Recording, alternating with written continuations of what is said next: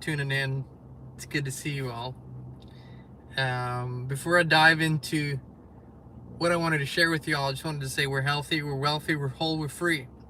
Healthy, wealthy, whole, and free. It's the mantra of the Inspired live stream, has been for many, many, many moons now. And hold on, let me figure this out here. This better. And I just wanted to clarify a few things and bring a few things to your attention, just waiting for people to jump on here as YouTube distributes this spontaneous live stream. Yesterday, Gregg Braden, whom I consider a great teacher, a wonderful author, speaker, whom I've been listening to for many years actually, came on and he partially answered a question that Frank Jacob and I put out in one of our previous interviews. And I think it was wonderfully said by Gregg Braden. Beautiful, as always, heartfelt, eloquent. Just thank you. Thank you, Greg. If you ever see this, thank you for that. I really appreciate it. And Greg made it clear that he is all for a biological, natural future for humanity and not for transhumanism. And while that Frank and I discussed this in our previous interview, it wasn't really the main event of our question, because we kind of figured, I'd never really thought Gregg Braden would be a transhumanist, to be honest.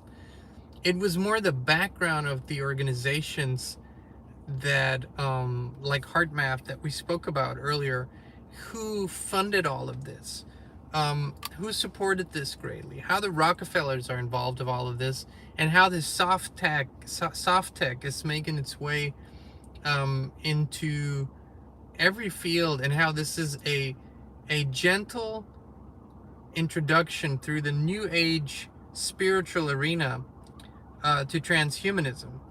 I think that's really what this was mainly about, our question, and we wanted to put it out there, and there's a reason, and I'm going to let you know right now why this is so important to us. So Gregg Braden had a beautiful answer. We'd actually love to keep the dialogue open. I think there's a lot more to talk about. And then Frank Jacob this morning on his channel Cyberhive posted also kind of a comment to Greg's video, and Frank has worked on Gregg Braden's material in the past, so he's very familiar with it too. So just wanted to put it out there. Look up Cyberhive on YouTube. That's Frank Jacob's channel.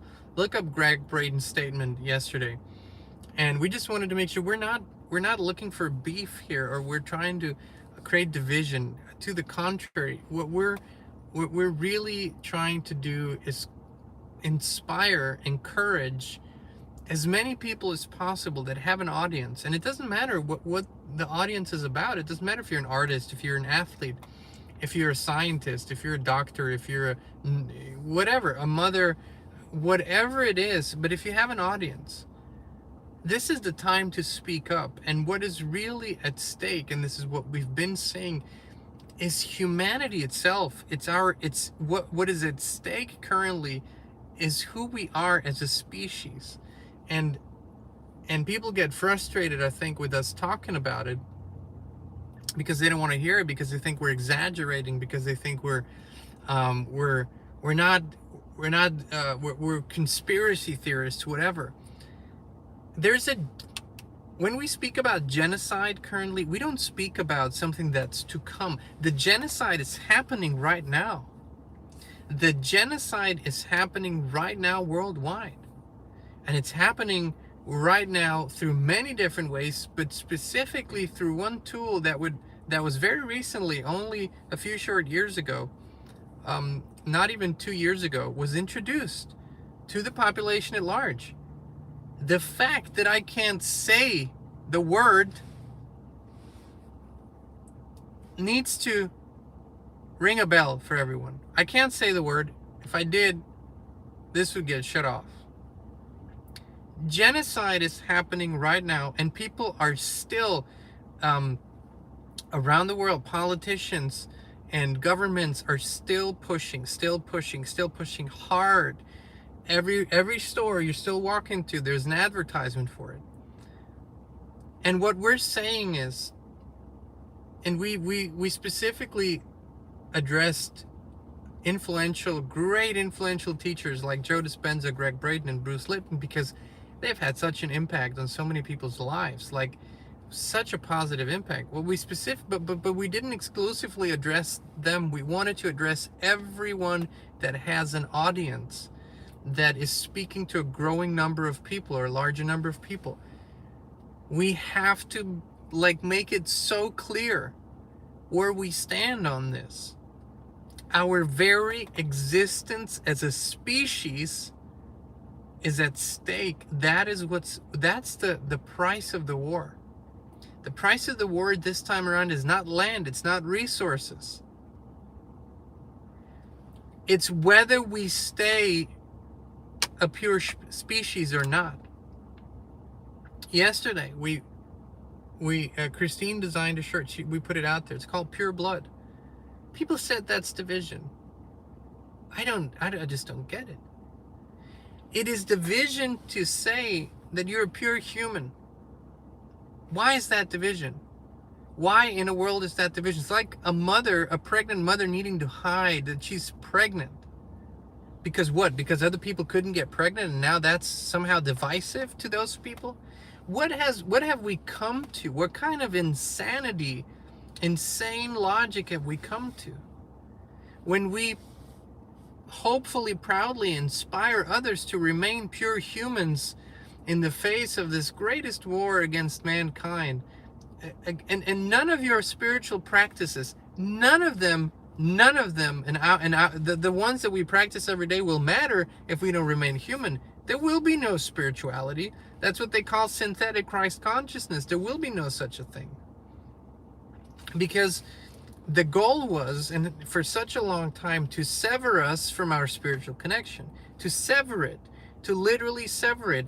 And they found a biological way to do it, a technological, biological way to do it.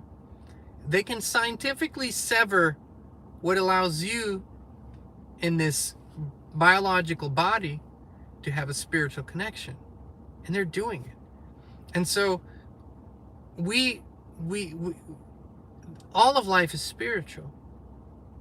But that will change when we are changed and when we are altered. And the thing is that for whatever reason, a vast majority of people still think that's in the future. It's in the present moment, friends. It's right. It's happening right. It has been happening on a large scale. And so if I don't use my energy to make that abundantly clear, if we don't use our energy to create this clarity on this subject, and that we say what we want as a species is to create enough freedom for ourselves again so we can finally rediscover who we truly are and what we're really capable of as a natural biological species. Because with this artificial route, there will be no future for us. The future will be in AI, the future will be in the software. And none of what we are inherently will be here any longer. And so, everybody that realizes this, everybody that speaks to a large audience needs to speak up now, or it's game over. If we don't do this now, it's game over. And we're not at the precipice. We're already beyond it. And that's the kind of passion and intensity I think we need in this moment. I'm not counting on this current upcoming generation of youngsters, not all of them, because it's never fair to say that. There's great ones. But the majority I see are mind controlled and brainwashed, and they have no reference. They've never looked up anything on a map. They don't even know what that means. And for them, every little piece of advancement in technology means more comfort, more instant gratification in their lives. It means that all the things they need, they would have to use themselves in their biology, in their brains, in their minds, in their imagination, in their envisioning power, in their creativity. They don't have to use because a phone, a computer, or VR does it for them. And as Greg so beautifully said yesterday in his video, he said beautifully, he said, everything that we don't use as a species in our biology, it succumbs. It develops back. It ceases to exist as a property. So basically, if we don't use our abilities, our creative abilities to solve problems, we won't have those abilities anymore with the next generation because we haven't used them. They just disappear. And that's what technology is doing to us. But it's not just the outer technology. It's now the technology inside our bodies that has been introduced on a mass scale, that's been mandated, that's been people pressured, blackmailed, and all that crap into it. And whoever you are that's listening right now, wherever you are, you can become part of the solution by helping people see the reality of it. It's not hard anymore. All the evidence is there. It does not create division when we speak truth. When you think speaking truth creates division, you're part of the problem. If you think keeping your mouth shut is helping with keeping a kind of fake peace and fake unity and fake love, it doesn't do that.